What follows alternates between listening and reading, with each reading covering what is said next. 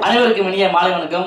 பொறுமையின் சிகரமாக இங்கே அமர்ந்திருக்கும் பத்திரிகை மற்றும் மீடியா நண்பர்களுக்கும் என்னுடைய முதல் வணக்கத்தை தெரிவிச்சுக்கிறேன். ஏன்னா நிறைய ஈவெண்ட் அடுத்தடுத்து இருக்கிறனால உங்களுடைய சிரமங்கள் எனக்கு புரியுது.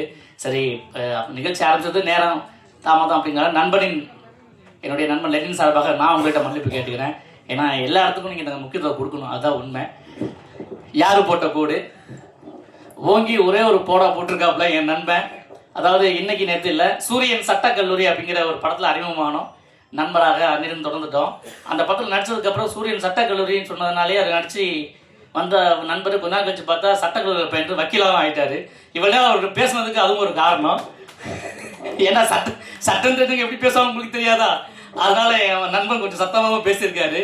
அது ஏன்னா இது அவருடைய மேடை, அதனால அந்த உரிமையை எடுத்து பேசியிருக்காரு, வேற ஒன்றும் இல்லை. உங்கள் வீட்டு பிள்ளை, முதல் மாணவன், முதல் தவறு, முதல் விஷயம் எல்லாமே மன்னிக்கப்படும் அப்படிங்கிறனால நீங்கள் அந்த மன்னிப்பை அவருக்கு வழங்கலாம். காரணம் அவருடைய முதல் படம், இது சாதாரண விஷயம் கிடையாது. இது யாரு போட்ட கோடு ஆரம்பிச்சு, ஆனால் பெரிய கோடு, நீண்ட கோடு ஆரம்பிச்சு ஒரு 4-5 வருஷமா இழுத்துட்டு வந்த கோடு இது இங்கே நிற்கிது.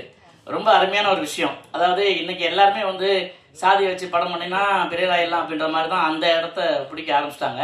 அது ஆல்ரெடியே ஒரு 2 பேர் பிடிச்சி தொங்கிட்டு இருக்காங்க. புதுசாக வரவங்களும் அதை தான் பாடிட்டு இருக்காங்க பின்னாடி. பட் இவர் ஒரு வாட்டி பேசிருக்குமா நான் சொன்னால் எங்கேயோ பார்த்துட்டு, நண்பா சாதிங்கிறது எப்படி பயன்படுத்தலாம் அப்படின்னா, இல்லை நண்பா சாதிங்கிறது ஜட்டி மாதிரி போட்டுக்கலாம், ஆனால் வெளியே காட்டக்கூடாது. நாங்கள் அப்படிலாம் பப்ளிக்கெல்லாம் சொல்லிடக்கூடாது நண்பா, ஒன்று சொல்லலாம், அதை டீசெண்டாக சொல்லலாம் அப்படின்னு சொன்னேன் என் நண்பன்ட்டு. என்ன அப்படின்னு கேட்டார். சாதியையும் பிளாஸ்டிக்கையும் அழிக்க முடியாது, ஆனால் பயன்படுத்துவதை தவிர்த்துக்கலாம். கரெக்டா இல்லையா? ஸோ அந்த மாதிரி தவிர்த்துக்கலாம் என்பதை ரொம்ப சத்தமா ஒரு கோடு போட்டு இந்த யாரு போட்ட கோடுல சொல்லியிருக்காரு. உண்மையிலே கதாநாயகன் முதல் படத்திலேயே அவருக்கு எல்லா ஆப்பர்ச்சுனிட்டியும் வழங்கியிருக்காங்க. அதுல பூந்து விளையாடிருக்காரு. உங்களெல்லாம் முதல் படம்னு யாரும் சொன்னா நம்ப மாட்டாங்க சார். அதுக்கு தனி தைரியத்தை எங்க ஹீரோயின் மெகாலி அவர்கள் கொடுத்துருக்காங்க. ஏன்னா அவங்க ஒத்துழைப்பு இல்லைன்னா அதெல்லாம் செய்ய முடியாது, வேற விஷயம். நண்பன் ஒரு கவிஞனாகவும் இதில் அறிவுமே இருக்காப்புல.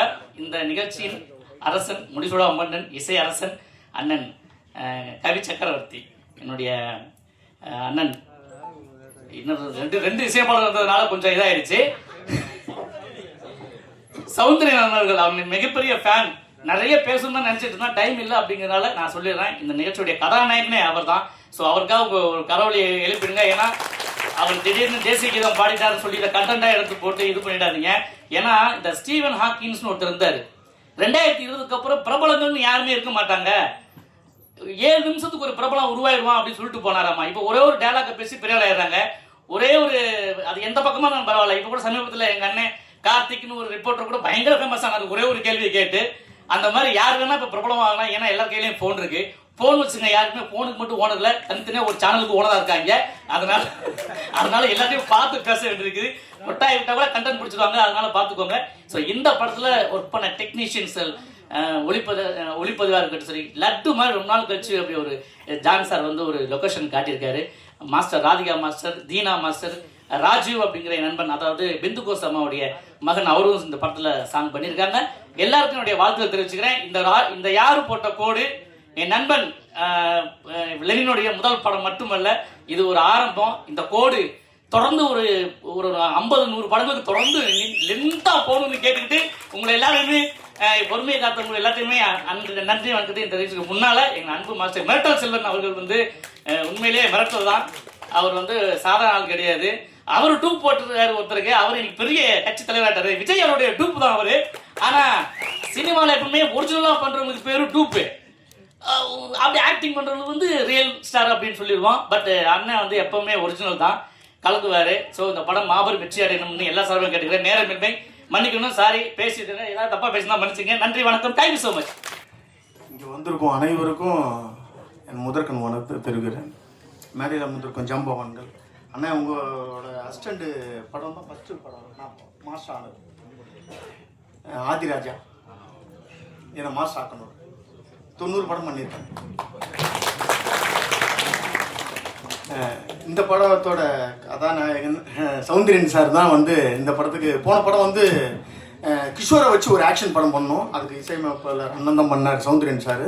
அவர் மூலிமா தான் லெனின் சாருக்கு ஃபோனை போட்டு எனக்கு ஒரு கால் பண்ணி பேசினாங்க. ஒரு ஃபைட்டு எடுக்கணும் அப்படின்ட்டு. கதைக்குள்ள 2 சிங்கம் வச்சு நான் ஒரு ஃபைட்டு எடுத்திருக்கேன் இந்த படத்தில். எனக்கு பிடிச்ச சிங்கம் பிரபாகரன் சார். அவரும் லெனின் சாரும் சாதாரண நினச்சிக்காதீங்க, அவருக்குள்ள அவ்வளோ வலிகள் இருக்குது. அதை தான் உங்கள்கிட்ட சொல்லியிருக்காரு. நீங்கள் யாரும் வந்து தப்பாக எதுவும் நினைக்காதீங்க. அவரோட வலிகளை சொல்லி அது ஒரு ஆதங்கமாக இருக்கார். விரைவில் நானும் அவரும் ஒரு படம் பண்ண போகிறோம். லெனின் சாரும் நானும் 2 கதாநாயகர்களாக பண்ண போகிறோம். நாங்கள் அது ஃபுல் அண்ட் ஃபுல்லு ஒரு ராவான சப்ஜெக்ட், ஒரு வடச்சென்னை மாதிரி ஒரு சப்ஜெக்ட் ஒன்று ரெடி பண்ணிகிட்டு இருக்கோம். விரைவில் உங்களுக்கு அறிவிக்கப்படும். இந்த படம் மேலும் இல்லை. ஜான்சன் கேமராமேன் வந்து நல்ல ஒளிப்பதிவு வேறு லெவலில் பண்ணியிருக்காரு. இங்கே வந்திருக்கோம் எடிட்ரு எல்லாருக்கும் சொல்கிறேன். காதல் சுகுமார் என்னோட நண்பர். காதல் சுகுமார் சார் இங்கே வந்திருக்கோம் எல்லாருமே என்னோட நண்பர்கள் தான். நீங்கள் எல்லாரும் நல்லா இருக்கணும். இந்த படம் மேலும் மேலும் வெற்றி அடைய எல்லாம் வல்ல இறைவனை வேண்டிக்கிறேன். நன்றி, வணக்கம். எனக்கு துஹின் ஷேக்வாரன் பேர் வச்சது எங்க வடமலை தாத்தா. நான் போற இடத்துல சின்ன வயசுல இருந்தே துஹின் ஷேக்வாரனா ஷேக்வாராவான்னு சொல்லி நிறைய பேர் வந்து ரொம்ப சந்தோஷப்பட்டிருக்காங்க. நான் ஷேக்வாரோட ஃபேன்டான்னு சொன்னோடனே எனக்கும் ஷேக்வாரா யாரா அது ஷேக்வாரா அப்படின்னு சொல்லி தெரிஞ்சுக்கிறதுக்காக நிறைய புக்ஸ் வாங்கி படித்தேன். அதுல இருக்கிற ஒரு சில கொள்கைகள்லாம் யார் போட்ட கூடு படத்துல சிங்க் ஆச்சு. அதனால எனக்கும் கொஞ்சம் ஈஸியா இருந்துச்சு. அதாவது எப்படின்னா, உலகத்தில் அநீதியை கண்டு கோபம் வெறுப்பும் கொண்டு நீ கருவுரிமையாய் ஆனால் நீயும் என் தோழனே அப்படின்னு சொல்லியிருப்பாரு. அதே மாதிரிதான் ஃபோர்ஸ்ஃபுல்லான டயலாக் இருக்கும்போது எனக்கும் கொஞ்சம் எக்ஸ்பிரஸ் பண்றதுக்கான ஈஸியா இருந்தது. இப்போ அது போல எனக்கு எங்கெல்லாம் அநீதியை கண்டு நிறைய இதுவா இருக்குதோ அந்த இடத்துல நானும் போய் எனக்கு நிறைய பேசணும்னு சொல்லி ஒரு சான்ஸ் கிடைச்சிச்சு. இப்போ நான் இங்க வந்து பேசுறது கூட எனக்கு ரொம்ப சந்தோஷமா இருக்குது. அடக்கப்பட்டவர்களின் குரல்கள் கேட்கும் இடத்தெல்லாம் என் கால்கள் படத்தின் மூலமாக பயணிக்கும் என்று சொல்லி நான் முடிச்சுக்கிறேன். தேங்க்யூ. ஒரே நிமிஷம் தான், சாரி. ஆக்சுவலாக வந்துட்டு இங்கே வந்திருக்கிறவங்க எல்லாத்துக்குமே ரொம்ப நன்றி. இந்த படம் வந்துட்டு என்னங்கிறது வந்துட்டு அதோட ரிலீஸ் அப்போ வந்துட்டு பேசும். ஸோ அதுதான் எங்களுக்கு வந்துட்டு பெருமையே. ஸோ எல்லாத்துக்குமே ரொம்ப நன்றி. இயக்குனர், இங்கே வேலையில் இருக்கிற எல்லாத்துக்குமே வணக்கம் அண்ட் நன்றிங்க.